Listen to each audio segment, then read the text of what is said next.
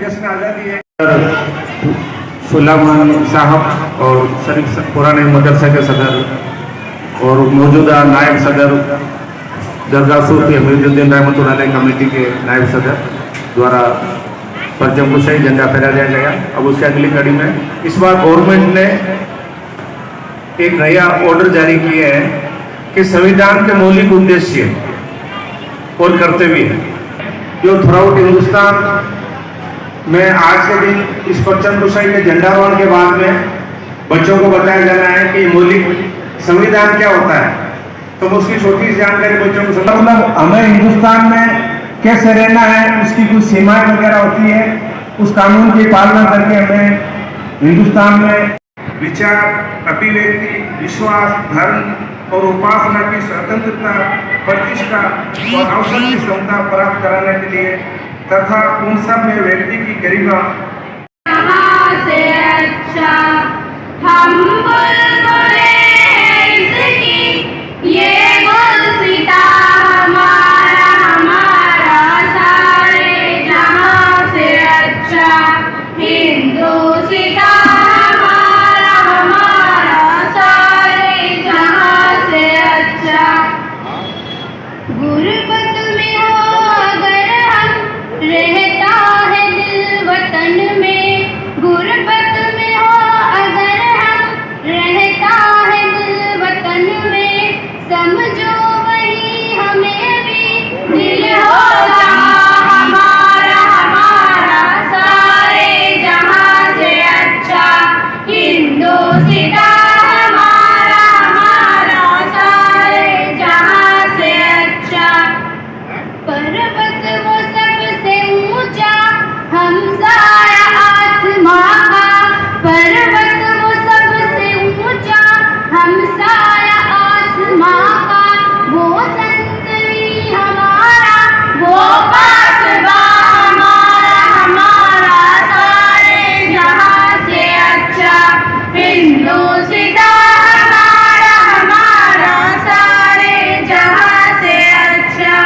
गोदी में खेलती है गोदी में खेलती है उसकी हजारों नदियां, गुलशन है जिनके दम से रच के जीना हमारा हमारा सारे जहां से अच्छा हमारा हमारा सारे जहां से अच्छा। हे आबरूद गंगा वो दिन है याद तुझको, हे आबरूद गंगा वो दिन है याद तुझको, उतरा तेरे किनारे जब कारवां हमारा हमारा सारे जहां से अच्छा हिंदुस्ता हमारा। कुरान पढ़ा सुन के कलाम पाक खुदा, दिले उमर का बोल उठा अल्लाह इलाहा इल्लल्लाह हस्बी रब्बी जल्लल्लाह माफी कल्बी गैरुल्लाह नूर मोहम्मद सल्लल्लाह ला इलाहा इल्लल्लाह। अस्सलामु अलैकुम। हमारी शहरों पे नौजवान दिन रात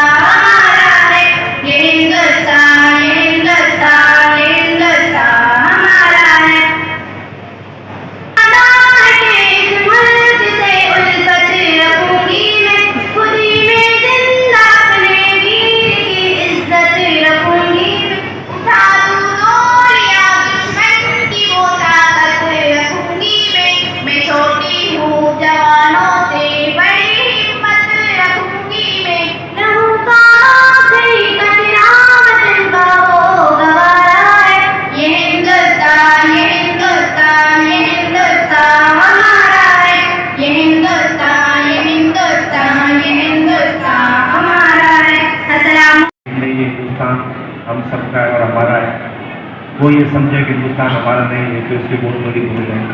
तो बच्चों ने बताने की कोशिश की है कि हिंदुस्तान हमारा है, हमारा आबाव अजदाद का है और हमारे इस हिंदुस्तान को नहीं जाता। जालिमों ने हमारे चुन चुन के फूल तोड़े, वीरा ने इस चमन में कोई गुल खिला के जाना, वीरा ने इस चमन में कोई गुल खिला के जाना, दिल भूल के हमारे प्यारे न भूल जाना। गोली खा के सोए जलियाबाद में हम, गोली खा के सोए जलियाबाद में हम, सुनी पड़ी है कब्र पर दिया जला के जाना, सुनी पड़ी है कब्र पर दिया जला के जाना, दिल खून के हमारे प्यारे न भूल जाना।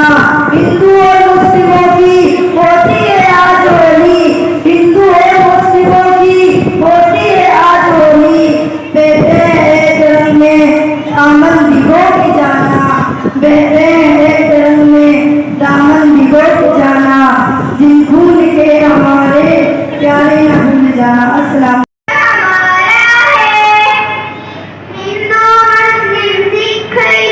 भारत के सभी रखवाले, भारत के सभी रखवाले, भारत के सभी रखवाले, हर लब में नारा है ये देश हमारा है, हर लब में नारा है वतन हमने तेरी, हर हाल में मांग सजाई है ए प्यारे वतन हमने तेरी, हर हाल में मांग सजाई। आसमान अपना, चमन अपना, वतन अपना, जमीन आसमान अपना, जहां में सबसे प्यारा हिंदुस्तान अपना, जहां में सबसे प्यारा हिंदुस्तान अपना।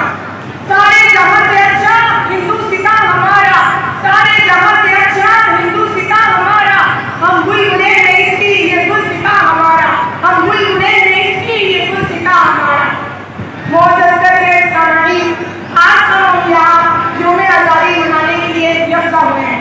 आज़ादी से कभी पहले हमारा मुल्क हिंदुस्तान अंग्रेजों की गुलामी की जंजीरों से जकड़ा हुआ था। अंग्रेज हुक्मरान भारतीयों के जुल्म में सितम किया करते थे।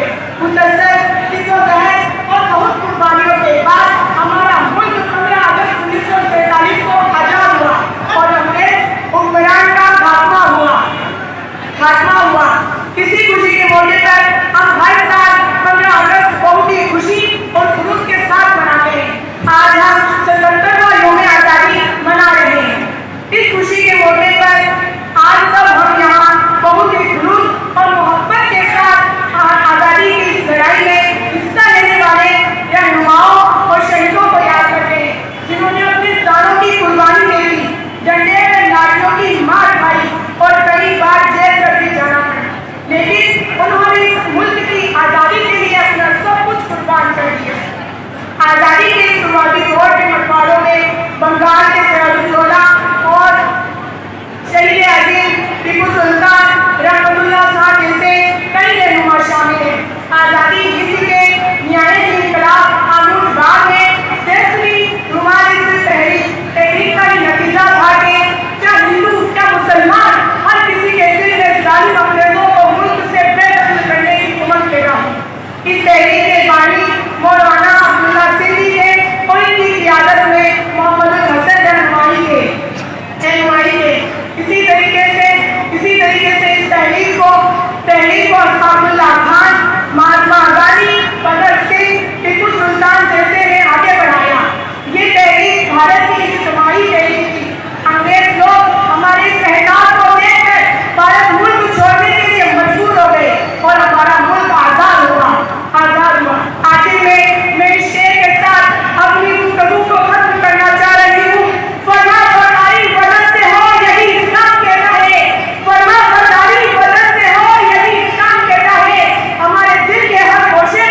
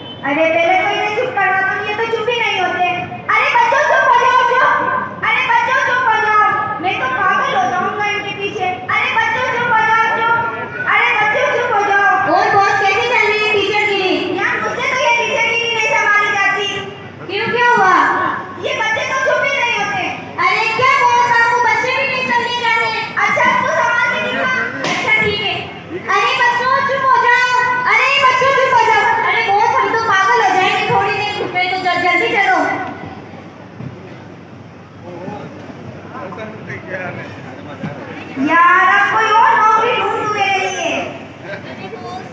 क्या नौकरी ढूंढूं? आपको टीचर की नौकरी थी वो हुई नहीं, वकील की नौकरी थी वो भी नहीं हुई, और डॉक्टर की नौकरी थी वो भी नहीं हुई, कौन सी नौकरी ढूंढूं? अरे यार कोई और जुगाड़ लगाना। अरे वो सब कलेक्टर बनाने क्या? अच्छा, जिसमें बड़े खूब जमीन रखने के सब पर रोक जमाएंगे।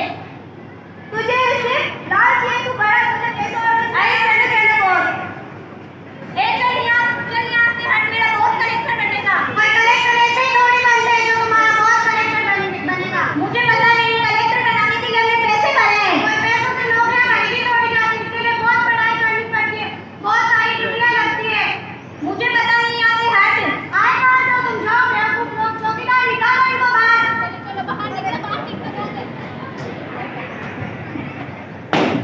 अरे बेवकूफ कहीं के, तूने तो बेइज्जती करवा दी मेरी। अरे सॉरी बॉस, मैंने सोचा सब नौकरियां खरीदी, ये भी नौकरी खरीदी जा सकती है। तो पहले पता लगाना था ना पागल। Sorry boss. अरे यार तू मेरे लिए कोई और नौकरी ढूंढ, बाबूजी आने वाले ही होंगे।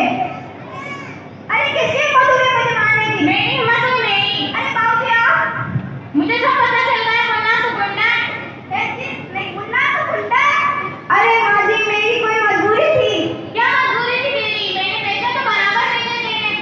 अरे बाबूजी पैसों से ही सब कुछ नहीं होता। प्लीज रहने दीजिए ना, बच्चे हैं। तूने बिगाड़ के रखा है बच्चा लेके। मुन्ना, मैं गाँव में सबको क्या मुंह दिखाऊंगा? तो बाबूजी पैसे देने से सब कुछ नहीं होता, अपने बच्चे पे वापस ध्यान भी देना होता है। मुन्ना, तूने मेरा दिल तोड़ दिया है, और मैं जा रहा हूँ गाँव में। गाँव में क्या मुंह दिखाऊंगा सबको? अरे बाबूजी सॉरी। इस नाटक के पीछे हमारा ये वालेकुम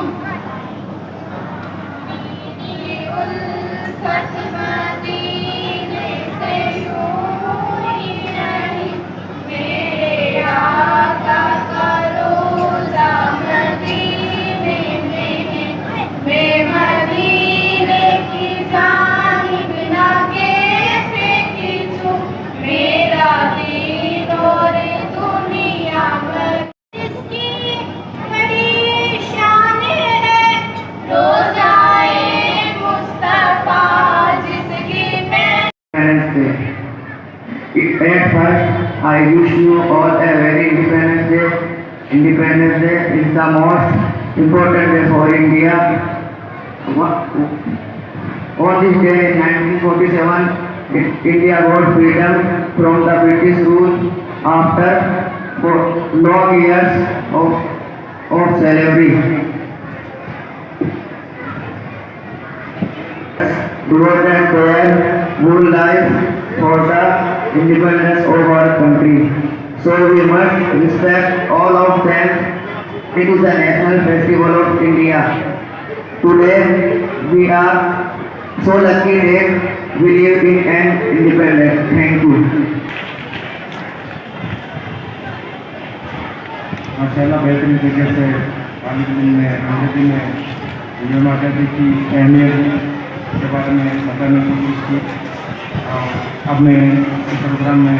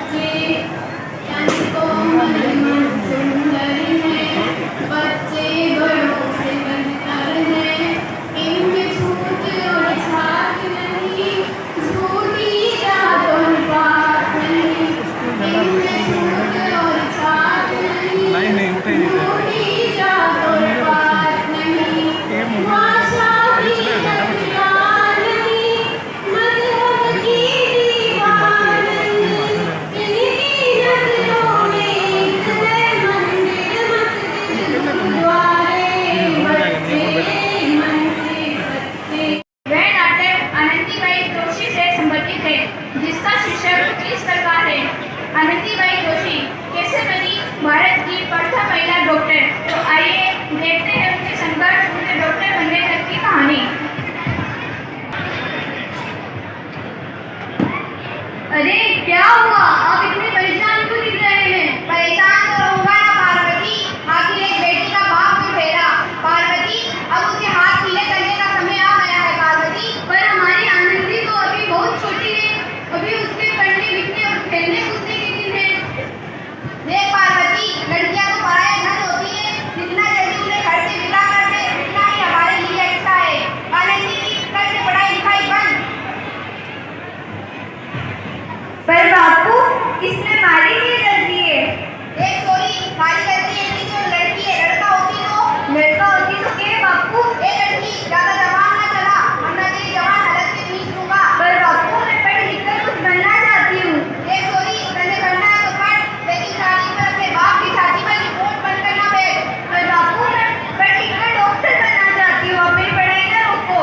पढ़ाई पढ़ाई पढ़ाई तंग आ चुका हूँ मेरी किताबों से। दादी, आज तेरी किताब काम तमाम कर देता हूँ।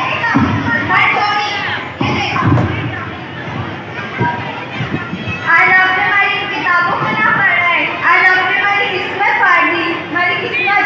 देख चोरी, ये कॉपी किताबें तो सिर्फ छोरों के हाथ में अच्छी लगते हैं, चोरी के हाथ में सिर्फ मेहंदी अच्छी लगते हैं, मेहंदी। पर बापू, छोरा और छोरी को तो आंखों के समान हो गए। चुप कर आनंदी, और एहसान मान की तू अब तक गिनता है। कहीं बचपन से गला दबाकर मार दिया होता तो अब तक ये तेरी बकबक सुननी नहीं पड़ती। पर बापू, मैंने अभी चूल्हा जलाना अच्छा ना लगे है। देख चोरी, जितना जल्दी चूल्हा जलाना सीख ले उतना ही हमारे लिए अच्छा है। वो सारा ब्याह तो कल से कल होके ही रहेगा। बापू, सुनो ना। बापू ने समझाओ ना। अरे आनंदी, मैं तेरे बापू को नहीं समझा सकती। क्यों माँ? क्योंकि तेरे बापू की जिंदगी आगे मेरी एक ना चलती। क्योंकि अपना जीवन एक तेरी यही कहानी, आंचल में है दूध और आंखों में है पानी। मुझे माफ कर दे बेटी, मुझे माफ कर दे। तो इस तरह आनंदीबाई जोशी की पढ़ाई लिखाई बंद हो गई और मात्र 9 वर्ष की छोटी उम्र में उसका विवाह गोपाल राव जोशी से करवा दिया गया। बाल विवाह एक सामाजिक कुरीति है और इस कुप्रथा का शिकार होना पड़ा आनंदी को। 5 वर्ष बाद अब आनंदी 14 वर्ष की हो चुकी है और उसके घर एक शिशु ने जन्म लिया है। तो आइए देखते हैं आगे क्या होता है। आनंदी, कहाँ हो तुम? जी हाँ, बोलिए। सुनती क्यों नहीं? मैं कब से आवाज लगा रहा हूँ ना, इसको सुला रही थी। अच्छा ठीक है। देखिए ना इसे क्या हो गया है, दिखाओ मुझे। अरे, इसका माथा तो अंगारे की तरह तेज हो रहा है, इसे तो बहुत तेज बुखार है आनंदी। माता, माता, जल्दी से वेची को बुला के लाओ। ये तुम क्या कर रही हो आनंदी? इसको भगवान की विभूति लगा रही हूँ। बंद करो ये पागलपन, ये सब अंधविश्वास की बातें हैं। आप यकीन तो कीजिए, ये अंधविश्वास नहीं है। भगवान की कृपा से इसका माथा ठंडा हो रहा है और इसका बुखार भी उतर रहा है। सुना बच्चा? उठो ना, देखिए नहीं आंखें नहीं खोल रहा है। दिखाओ मुझे। आनंदी, अब ये कभी आंखें नहीं खोलेगा। नहीं, ऐसा नहीं हो सकता है। हटो आनंदी। माधव, जल्द इसे लेके जाओ। नहीं, आज भगवान ने मुझसे मेरा बच्चा छीन लिया। भगवान ने नहीं, तुम्हारी अशिक्षा और तुम्हारे अंधविश्वास ने तुम्हारा बच्चा छीन लिया आनंदी। अगर आज तुम पढ़ी लिखी होती तो आज हमारा बच्चा जीवित होता, लेकिन तुम अनपढ़ थे आनंदी, अनपढ़। नहीं, अब मैं अनपढ़ नहीं होंगी, मैं भी पढ़ूंगी, और ताकि मेरे जैसी किसी और आनंदी को अपना बच्चा ना खोना पड़े। शाबाश आनंदी, अब तुम ऐसे ही मन लगाकर पढ़ना ताकि तुम एक अच्छी डॉक्टर बन सको और मैं भी तुम्हारा हमेशा साथ दूंगा। तो इस प्रकार आनंदीबाई जोशी के बच्चे की मौत के बाद उसने पढ़ने लिखने का फैसला किया और उसके पति ने भी उसका हमेशा साथ दिया। तो आइए आगे देखते हैं। आनंदी, आनंदी कहाँ हो तुम? जी हाँ, बोलिए। देखो आनंदी, क्या हमारी 12वीं का तुमने पूरे स्कूल में प्रथम स्थान अर्जित किया है आनंदी। कहीं आप मजाक तो नहीं कर रहे ना? नहीं आनंदी, ये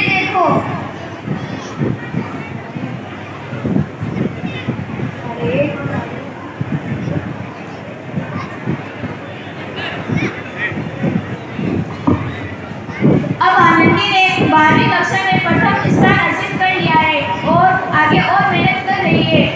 तो आइए देखते हैं। आनंदी, आनंदी कहाँ हो तुम? हाँ बोलिए। देखो आनंदी, तुम्हारी मेहनत रंग लाई है आनंदी। तुम्हें शिक्षा वर्दी मिली है आनंदी। ये लो तुम्हारे अमेरिका जाने का टिकट। सच में? हाँ आनंदी, मैं भी अमेरिका जाऊंगी। हाँ आनंदी, तुम भी अमेरिका जाओगी और एक अच्छे डॉक्टर बनोगी। सच में? कैसे जा सकती हूँ? तुम जा सकती हो आनंदी, तुम जा सकती हो। तुम अपने आप को इतना कमजोर क्यों समझ रही हो? फिर इतना पढ़ने लिखने का क्या फायदा आनंदी? तुम तो अभी भी गवार। मैं गवार नहीं हूँ, मैं जाऊंगी पढ़ने अमेरिका। तो इस तरह आनंदीबाई जोशी 7 अप्रैल 1883 को अमेरिका के लिए रवाना हुई और 3 साल बाद उसने डॉक्टर ऑफ मेडिसिन की उपाधि हासिल कर अपने वतन लौट आई और अब उसके पिता वृद्ध हो चुके, उनकी तबीयत बहुत खराब है। तो आइए आगे देखते हैं। अरे सुनती हो पार्वती? हाँ बोलिए। पार्वती, मैं अब जी नहीं पाऊंगा। अरे आज मैं मरने वाला हूँ। अरे ऐसा ना बोलिए, आपको अच्छे से अच्छे डॉक्टर को दिखाएंगे, आप बिल्कुल सही हो जाएंगे। क्या हुआ जीजा जी? देखो ना, मेरी तबीयत बहुत खराब है। लगता है मैं अब जी नहीं पाऊंगा। ऐसा मत करिए, शहर के सीधे अस्पताल में अमेरिका से डिग्री लेकर कोई डॉक्टर आया है। एक बार वहाँ चलकर दिखा लेते हैं। हाँ भैया सही बोल रहे हो, कम से कम दिल को तसल्ली तो हो जाएगी। चलिए हॉस्पिटल चलते हैं।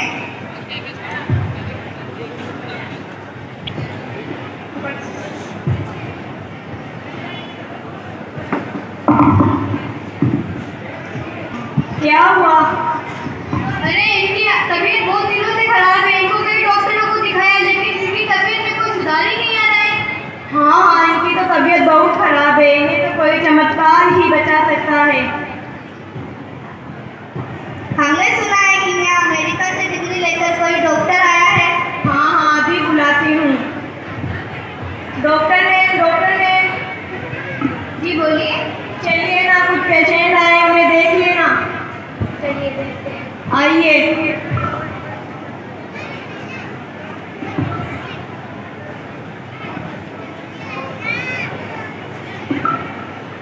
क्या हुआ है? इनकी तबीयत बहुत खराब है।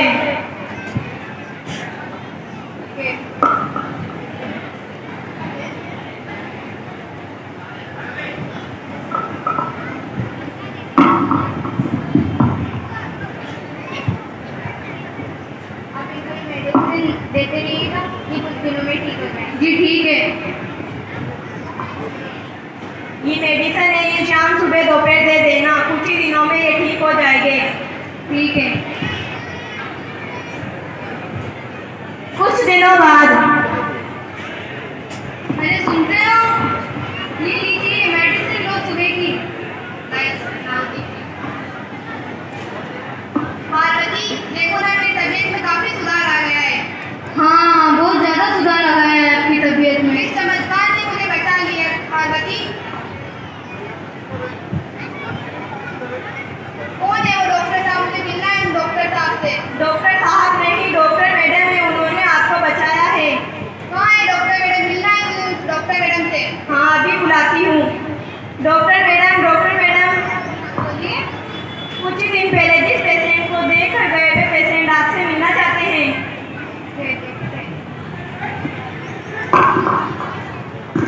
जी बोलिए।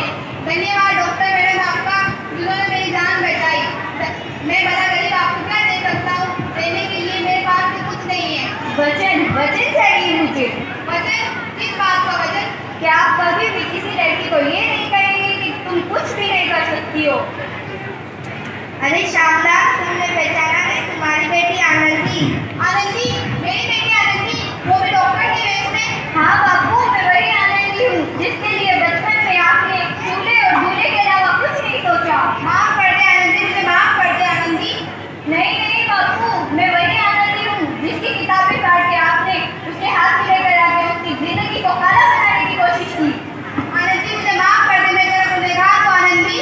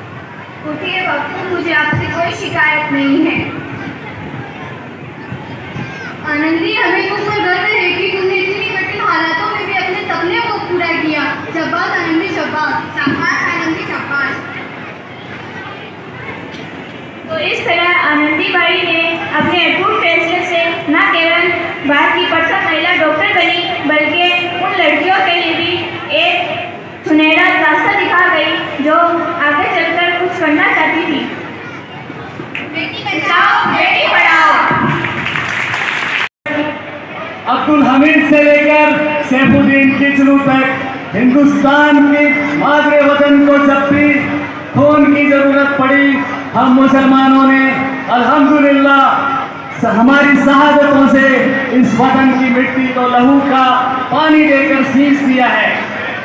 मेरे लिए फख्र की बात है कि पिछले साल मुझे शहर मैसूर टीपू सुल्तान की मज़ार की ज़ियारत का मौका मिला। मैं आपको मेरे तासुरात बताना चाहूँगा कि जैसे ही शहर मैसूर के मज़ार पे मेरी नज़र पड़ी, मेरे रोंगटे खड़े हो गए और मैंने बड़े गौर से अपने आप को एनालिसिस किया कि ये क्या हुआ। तब मुझे पता लगा कि शहीद टीपू सुल्तान जब शहीद हुए थे तब उनको एक मौका मिला था कि आप भाग सकते थे। तब टीपू सुल्तान ने कहा, अरे राजा खान, भेड़ की 100 वर्ष की जिंदगी से शेर की एक दिन की जिंदगी बेहतर है। इसलिए टीपू सुल्तान ने वो भागने का मौका काम में नहीं लिया और वतन के लिए लड़ते लड़ते शहादत दे दी।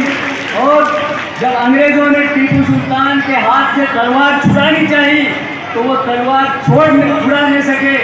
तब एक टीपू सुल्तान के वफादार ने कहा, टीपू मरा नहीं है, टीपू शहीद हुआ है। कौम की राह में जो अपना सर दे के कुर्बान न हुआ, मुझ गए दोस्त हुआ, फिर इंसान न हुआ। टीपू सुल्तान के बारे में एक दूसरी बात मैं कहना चाहूँगा। कौम की राह में जो अब तक हिंदुस्तान में बादशाह और राजा लोग शहीद हुए हैं, उनमें सिर्फ 2 ही नाम आते हैं, शहीद टीपू सुल्तान और झांसी की रानी लक्ष्मीबाई। जो लड़ा था जंग में सिपाहियों की तरह, ऐसा भारत में बादशाह न हुआ। रूह तो हो गई तन से जुदा मगर हाथ तलवार से जुदा न हुआ। इस तरह से शहीद टीपू सुल्तान ने अपने मादरे वतन की हिफाजत के लिए अपने खून का एक एक कतरा बहा दिया। और मुझे इस बात का बड़ा फख्र है कि मैं राजस्थान की उस कौम से आता हूँ, कैम खानी कौम से, जिसकी जनसंख्या राजस्थान में सिर्फ 15 लाख है और पूरे राजस्थान की जनसंख्या 7 करोड़ है। 7 करोड़ जनसंख्या के पास अब तक 21 वीर चक्र विजेता है, जिनमें से 7 वीर चक्र हम कायम खानियों के सीने पे लगाए जाते हैं। मेरे लिए ये बहुत ही फख्र और शहादत की बात है। मेरी कौम के 211 नौजवानों ने अब तक इस मादरे वतन के लिए अपने खून का नजराना पेश किया है और ये लोग हमसे देशभक्ति का सबूत मांगते हैं। अरे हुब्बुल वतनी मीनल ईमान, जमीन खोद के देखो हम ही निकलेंगे। जब भी वतन को जरूरत पड़ी वफा हम ही निकलेंगे। खून इस मुल्क के लिए हमने इतना पाया। लाल किले के पास जो इंडिया गेट है, वहाँ पर 97,000 वीर शहीदों के नाम लिखे हुए हैं, जिनमें से 67,000 नाम अल्हम्दुलिल्लाह मुसलमानों के हैं। इसलिए जब भी देशभक्ति की बात आए, जब भी हुकुम वतनी की बात आए, अपना सीना फख्र से चौड़ा करके बोलिए कि इस देश के लिए जितना खून का नजराना हमने दिया है, किसी के बाप की मजाल नहीं जो इतना खून पेश किया है। जब भी हिंदुस्तान को खून का नजराना देना पड़ा, अल्हम्दुलिल्लाह हम मुसलमानों ने सबसे ज़्यादा नजराना पेश किया है। किसी के बाप का हिंदुस्तान थोड़ी है। इस हिंदुस्तान के लिए जब भी हमने जानों की बाजी लगाई, इस वतन के लिए इंच इंच कर डट मिटे। इसकी गाथा छोड़ चले हम झांसी के मैदानों में, जहाँ खड़ी थी लक्ष्मीबाई मर्द बनी मैदानों में।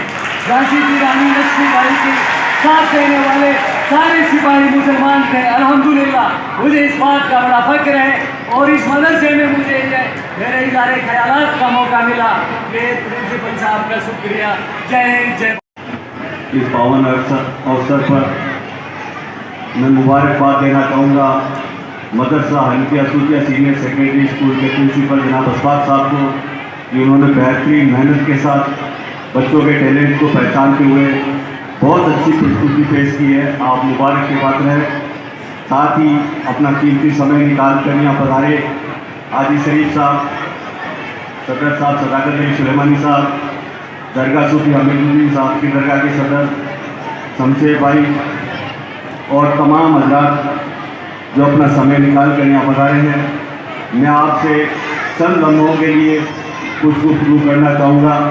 मेरी तमाम स्टाफ से गुजारिश है कि बच्चों से शांति बनाए रखें।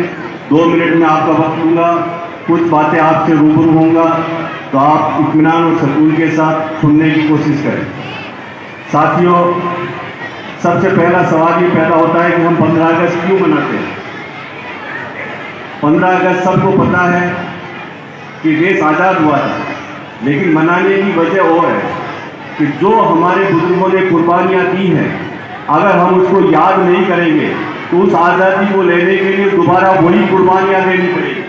इसलिए हम हर साल 15 अगस्त को अपना स्वतंत्रता दिवस मनाते हैं, ताकि हमारे बच्चों को ये याद रहे कि हमने गुलामी से आज़ादी ली थी और हमारे बुजुर्गों ने बहुत ज़्यादा कुर्बानियाँ दी थी, तब जाकर ये देश आज़ाद हुआ था। आज देश के लिए खून की कुर्बानी की ज़रूरत नहीं है। आज फिर देश ज़हनी तौर पर गुलाम बनाया जा चुका है। लोगों के दिमाग पर गुलामी के तस्वुर पैदा कर दिए गए हैं। एजुकेशन से बच्चों को दूर करके एजुकेशन आज इतनी महंगी हो गई है कि आम गरीब मुसलमान या हो या हिंदुस्तान का कोई भी नागरिक हो, अपने बच्चों को बेहतरीन एजुकेशन नहीं दिलवा सकता। इस मौके पर मैं जानता तो नहीं हूँ, लेकिन उन बुजुर्गों का शुक्रगुजार हूँ कि जिन्होंने मदरसा हनफिया जैसी सीनियर सेकेंडरी स्कूल की बिल्डिंग इस कौम को दी, ताकि हम कम से कम पैसे में अपने बच्चों को दीन की तालीम दिला सकें। साथियों, प्यारे बच्चों, दुनिया के हालात के साथ हमें जीना होगा। आप जरा सोच के देखिए, खास तौर से मैं बच्चों से मुखातिब हूँ। बच्चे मेरी बात गौर से सुने। 12 साल की उम्र में मोहम्मद अली किले ने हाथों में जब ग्लव्स लिए थे तो दुनिया को फतेह कर दिया और बॉक्सिंग में उनका मुकाबला करने वाला कोई नहीं था। 12 साल की उम्र में सचिन तेंदुलकर ने क्रिकेट का बैट पकड़ा, क्रिकेट का भगवान बन के दुनिया के नक्शे पे उभरा। आज आपके हाथ के अंदर इस संस्था ने, आपके पेरेंट्स ने किताबें दी हैं। आपको अपने हाथ से ये किताबें नहीं छोड़नी है। दुनिया आपसे ये किताबें छीन कर भीख का कटोरा लेना चाहती है। आपका आवरण, आपका माहौल आपसे, आपके हाथों से किताबें छीनेगी, ताकि इल्म से दूर रहना गुलामी की दलील है। आप इल्म से दूर हो गए तो आप हमेशा के लिए गुलाम बन जाओगे। इल्म अगर आपके नहीं है, देखो, जिस्मानी तौर पर इंसान किसी को गुलाम नहीं बना सकता। दुनिया का इतिहास आप पढ़ेंगे, इंसानों को जब गुलाम बनाया गया है तो ज़हनी तौर पर बनाया गया है, और ज़हनी तौर पर वो इंसान गुलाम जब बनता है जब उसके पास इल्म नहीं होता है। इल्म की कमी की वजह से इंसान ज़हनी तौर पर गुलाम हो जाता है। तो आप लोगों को इल्म के दामन को थामे रखना है। और आज के स्वतंत्रता दिवस के मौके पर मैं चंद बातें, हमारे प्रिंसिपल साहब, रहमान साहब ने बहुत ही जज्बाती तकरीर आपके सामने की है, और मैं सिर्फ नस्र और नज्म के अंदर चंद बातें आपको कहूँगा कि हमें आज के हालात से चंद बातें मैं कहता हूँ, आप कितना समझ पाएंगे। ऐ मुझे मिटाने वाले, मेरी खाक से घर कोई सुबह 9 जो फूटी, बता तू क्या करेगा। ऐ मुझे मिटाने वाले, मेरी राख से अगर कोई 16 भड़का, तेरा आज क्या जलेगा।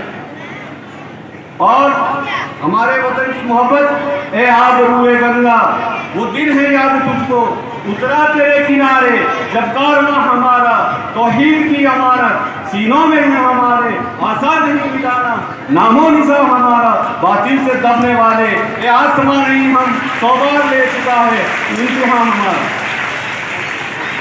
और हमारी नाखुदाई की हकीकत कोई क्या जाने, हमारी नाखुदाई की हकीकत कोई क्या जाने, जमीनें खुश पर रखकर चला दी कश्तियां हमने, हमारी नाखुदाई की हकीकत कोई क्या जाने, उरूजे नो समझ कर चूम ली तेगो सना हमने।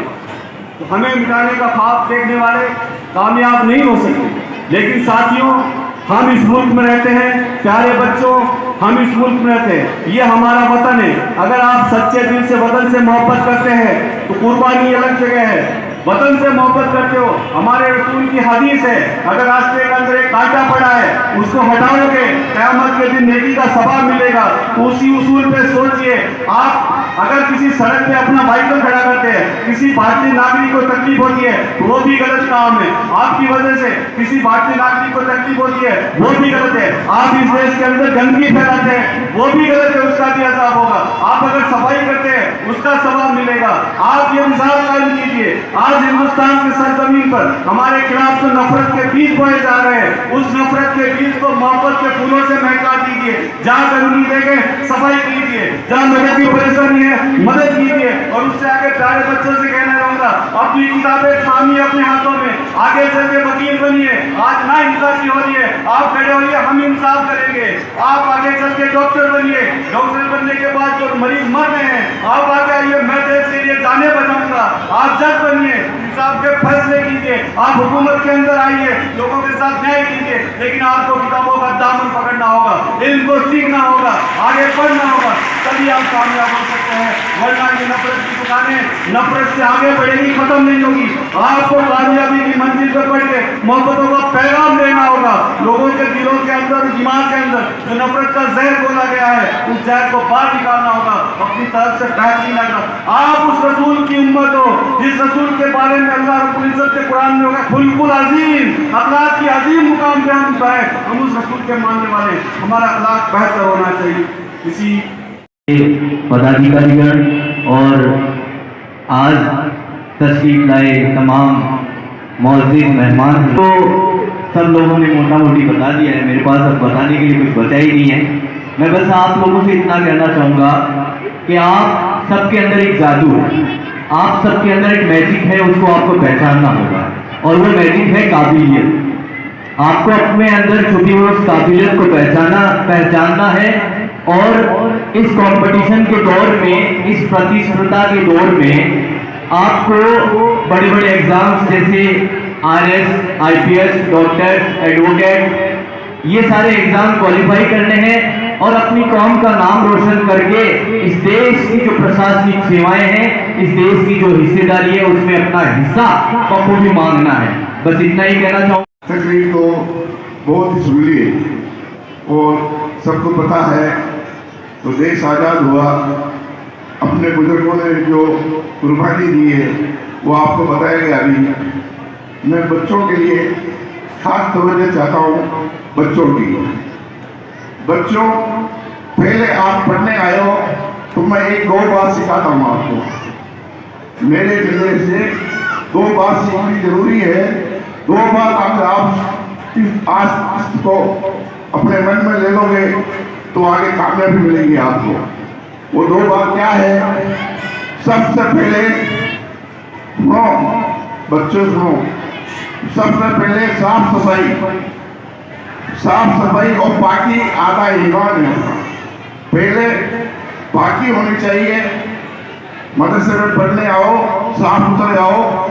और दूसरी बात यह है कि कभी झूठ मत बोलो।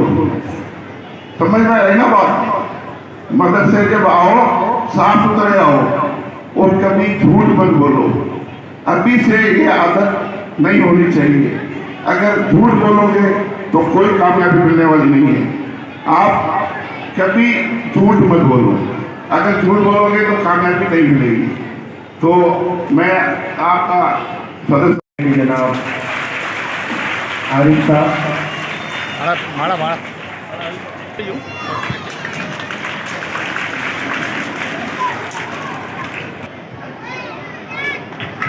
आप मदरसा के नाइट सदर हैं, मदरसा इंचार्ज से करेंगे।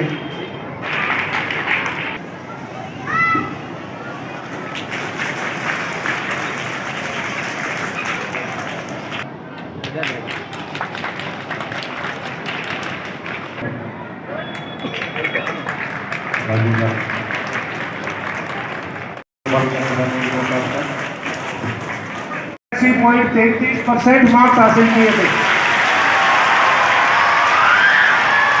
84 पॉइंट से मानो अकरम लोरी आगे के लिए तैयार रहे। तीसरे नंबर पे कक्षा जल्दी खड़े हो जाए, टाइम कम है। अकरम लोरी ने लिए थे 81.33 पर 80.7। फिरोज खान कक्षा 12 ने 77.20 75.20 बच्चे प्राप्त करके मदरसा में दूसरी हासिल किए। 76% मार्क्स कक्षा 12 में। खुशी का मौका है कि आज मुझे यहाँ पर सम्मानित किया गया था और इसलिए मैं यहाँ पर बहुत शुक्रिया कहना चाहता हूँ। सबसे पहले मेरे परवरदिगार को कि उन्होंने मुझे इतना नेक जहन अता किया, और उसके बाद मैं शुक्रिया अदा करना चाहूँगा हमारे मदरसा के सदर साहब सदाकत सुलेमानी साहब का, जिन्होंने हमारे अध्ययन के लिए हर सुविधा का ध्यान रखते हुए हमारे अध्ययन में सहायता की, हमारे लिए फ्री कोचिंग क्लासें लगवाई और अब हमारे लिए फ्री कंप्यूटर क्लास का भी इन्होंने इंतजाम किया है, जिसके लिए मैं इनका बहुत बहुत शुक्रिया अदा करना चाहूँगा। अगला शुक्रिया मैं करना चाहूँगा हमारे मदरसे के प्रिंसिपल साहब और तमाम असातिज़ा इकराम, जिन्होंने हम पर बहुत मेहनत की और हमें इल्म हासिल करवाया। अगला शुक्रिया मैं मेरे वालिदैन और मेरे घर वालों का करना चाहूँगा, जिन्होंने मुझे पढ़ाने के लिए बहुत प्रोत्साहित किया है और उन्होंने बहुत मेहनत की है मुझे पढ़ाने के लिए। और अगला शुक्रिया मेरे दोस्तों का और मेरी बहनों का, जिन्होंने जो मेरे साथ पढ़े थे, उनका भी। इनके साथ इस मदरसे के जो लम्हे मैंने गुजारे हैं वो मेरे लिए बहुत यादगार रहेंगे। अस्सलाम वालेकुम।